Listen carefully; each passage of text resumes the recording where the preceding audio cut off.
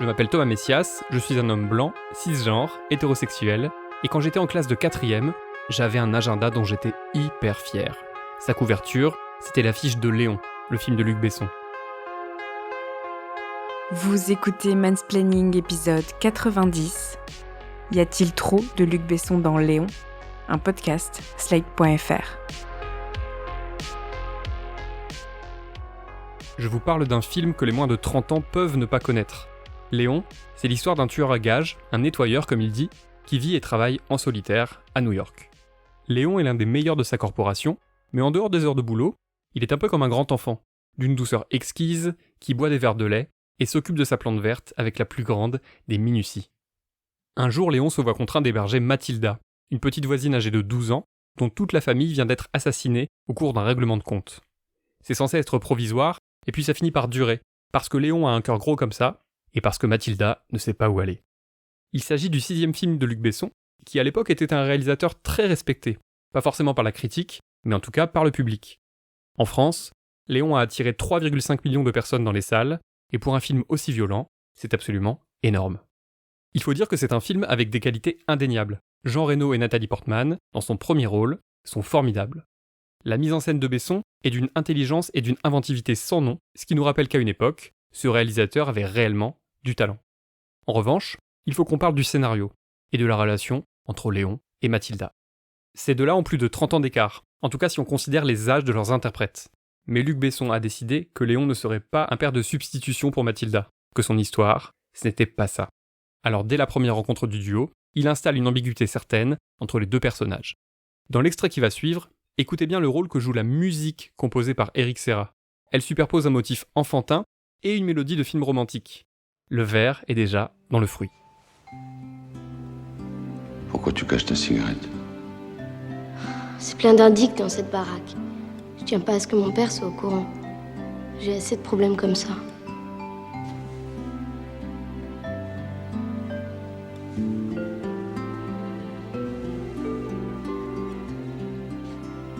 Qu'est-ce qui t'est arrivé? Je suis tombée de ma bécane. Je sais bien que vous n'avez pas l'image, Mathilda ne se présente pas comme une simple petite fille. Elle a en fait tout un attirail de femme fatale. Oui, on parle bien d'une gamine de 12 ans. Il y a la cigarette, celle dont ne se passent jamais les grandes actrices du cinéma noir américain, et puis il y a son large collier, un choker, qui est certes tout à fait portable en société, mais dont la connotation érotique et sexuelle est incontestable. Pour Luc Besson, très clairement, Mathilda n'est pas une ado. C'est une femme.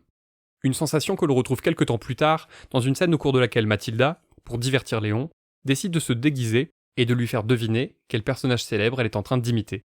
La dimension comique de l'ensemble, avec un Léon si déconnecté qu'il ne connaît ni Madonna ni Marilyn Monroe, ne doit pas faire oublier le reste. Car là encore, vous n'avez pas l'image, mais il est assez surréaliste de voir Léon être visiblement troublé par les prestations successives de la jeune fille, laquelle commence à se trémousser en soutien-gorge le temps de jouer Madonna, avant de minauder dans une robe à la Marilyn, maquillage outrancier à l'appui. D'accord.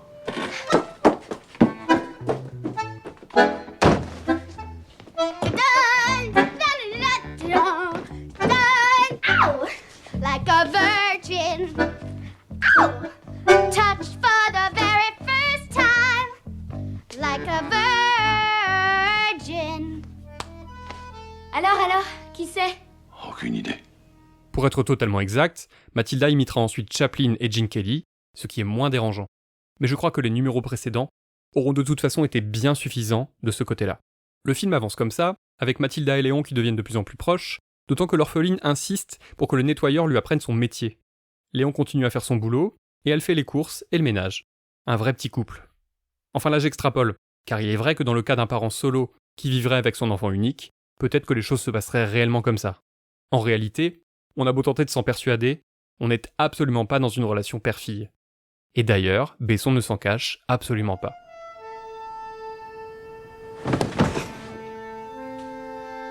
Léon, je crois que je commence à tomber amoureuse de toi. C'est la première fois pour moi, tu sais.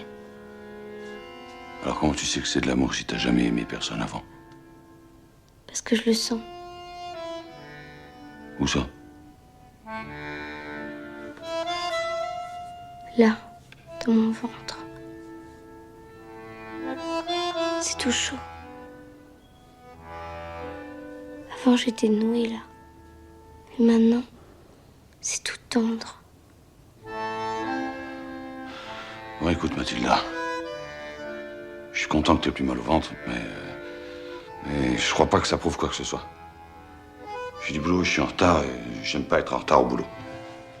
La mise en scène contribue à accroître le malaise, car lorsqu'elle fait sa déclaration à Léon, Mathilda est allongée sur un lit, sur le dos, et filmée d'au-dessus. Et quand elle se met à évoquer la chaleur que créent en elle les sentiments qu'elle éprouve pour Léon, alors Besson filme son ventre et sa taille de près, comme pour érotiser la situation. Le même schéma se répète encore et encore. C'est la jeune fille qui prend les initiatives, qui fait du rentre-dedans, et c'est le grand gamin de 45 ans qui fait gentiment de la résistance. Vous allez me dire, pourquoi pas? Des ados qui tombent amoureux ou amoureuses d'adultes, ça existe, et a priori Léon ne fait rien de mal. Et effectivement, Léon ne fait rien de mal, en tout cas si on se fie à ce qui nous est montré. Simplement, tout porte à croire que si les choses ne vont pas plus loin entre Mathilda et lui, c'est simplement parce que Léon n'est pas rompu aux choses de l'amour, et aussi parce qu'il vit encore dans le traumatisme de la romance tragique qu'il a vécue dans sa jeunesse. Le fait qu'elle ait 12 ans, en revanche, ne semble guère entrer en jeu. D'ailleurs, Besson n'hésite jamais à en remettre une couche, en insistant sur le fait que cette gamine est quand même sacrément délurée, voire sans doute un peu fucked up. Alors, ça va aujourd'hui, mademoiselle? Oh, j'en ai un peu marre des exercices. Ça doit être dur. En tout cas, vous êtes très discrète. C'est vrai, personne n'est venu se plaindre du bruit. Ouais. Je mets un tissu sous les cordes. Ça atténue le son. Il suffisait d'y penser. Tout le monde n'aime pas la musique. Je sais. Et quel métier exerce votre père? Bah, il est compositeur. Ah, c'est formidable. En fait, c'est pas vraiment mon père. C'est mon amant. À la fin de l'année 1995, un an et demi après la sortie de Léon, Luc Besson a proposé un nouveau montage du film, sorti en salle et en vidéo, sous le titre « Léon, vous ne savez pas tout ». La vingtaine de minutes en plus était décidée à nous permettre d'en savoir davantage sur la relation entre Léon et Mathilda. C'était clairement vendu comme ça. Dans un article datant de 95 et disponible sur le site des Inrecuptibles, on peut apprendre que cette version-là est celle que Besson aurait voulu voir sortir en salle, mais que, je cite, la version originale de Léon, la pure pour employer un adjectif qu'il affectionne, comportait des scènes qui ont, paraît-il, horrifié le public des projections test organisées à l'été 94 par Columbia, le distributeur américain. Finalement, le film a été raccourci pour sa sortie, aux États-Unis comme en France. Mais sa version longue est aujourd'hui disponible en DVD. Dans l'exemplaire que j'ai déniché, les scènes ajoutées ne sont disponibles qu'en version originale et ont été réincorporées à la version courte, qui, elle, dispose d'une version française. C'est un peu bizarre, mais au moins c'est très pratique, puisque ça permet de retrouver sans mal les passages qui agrémentent la version longue. Contrairement au son précédent, celui qui suit sera donc en VO. On y entend Mathilda parler de sexe à Léon. Là encore, ça pourrait être une discussion entre une jeune fille et un père de remplacement, mais ni le ton, ni l'interprétation, ni la mise en scène ne nous confortent dans cette idée. Tu sais, pour une fille, la première fois c'est très important. Le reste de ta vie sexuelle en dépend. J'ai lu ça dans un des magazines de ma sœur. Mes copines m'ont dit qu'elles ont détesté leur première fois. Mais c'est parce qu'elles n'étaient pas amoureuses du mec. Elles l'ont juste fait pour pouvoir s'en vanter. Après, elles ont commencé à aimer ça. Comme la cigarette. Est-ce que je vais aimer ça, la première fois? Mathilda, non. Pourquoi pas? Je ne peux pas. Tu en aimes une autre? Non. Il y a eu quelqu'un, il y a très longtemps. Et Léon d'enchaîner ensuite sur le récit de son trauma originel, une histoire d'amour impossible qui s'est achevée dans un bain de sang. À aucun moment on ne l'entend dire « Non Mathilda, tu as 12 ans ». À aucun moment. Et si les choses ne vont apparemment pas plus loin entre les deux personnages, c'est parce que la mort va finir par les séparer. Mais comment aurait tourné la relation entre Mathilda et Léon si ces deux-là avaient encore vécu côte à côte pendant quelques années? Je crois qu'on connaît toutes et tous la réponse. Tout ceci est d'autant plus gênant lorsqu'on l'observe à la lumière de la vie de Luc Besson. En 1991, alors qu'il est âgé de 32 ans, il rencontre Mai Wen, 15 ans. L'année suivante, il l'épouse, et quelques mois plus tard naît leur fille, alors que Mai Wen n'a pas encore 17 ans. Il faut savoir qu'à l'époque, on pouvait épouser une mineure de plus de 15 ans, à condition d'avoir obtenu l'accord préalable de ses parents. D'un point de vue légal, Luc Besson était donc dans les clous. Mais d'une certaine façon, le réalisateur s'est inspiré de sa propre vie pour dépeindre la relation entre Léon et Mathilda. C'est évident, et ça donne un peu la nausée. Mais tout ceci, évidemment, est la faute des femmes. C'est Mathilda qui aguiche, c'est Mathilda qui insiste, c'est Mathilda la responsable. Tony, le vieux mafieux de Little Italy qui file ses contrats à Léon, est d'ailleurs présent pour nous le rappeler. Léon, fais extrêmement attention avec les femmes, Léon. Tu te rappelles quand t'es arrivé dans ce pays, que je t'ai trouvé du travail. T'avais des boutons plein la gueule et les oreilles décollées. Et t'avais déjà des gros emmerdes à cause d'une femme. Oublie pas ça, Léon. Il y a des fois, j'aimerais bien oublier. Même si ça n'est pas le sujet principal de cet épisode, ça me semble compliqué de terminer sans faire au moins allusion aux différentes accusations dont Luc Besson a fait l'objet. D'après Mediapart, 9 femmes auraient, je cite, accusé le cinéaste de comportements sexuels inappropriés. De quoi donner envie d'observer ces films avec un autre regard, ou de ne plus les regarder du tout. Mais là, ce n'est pas à moi de décider pour vous.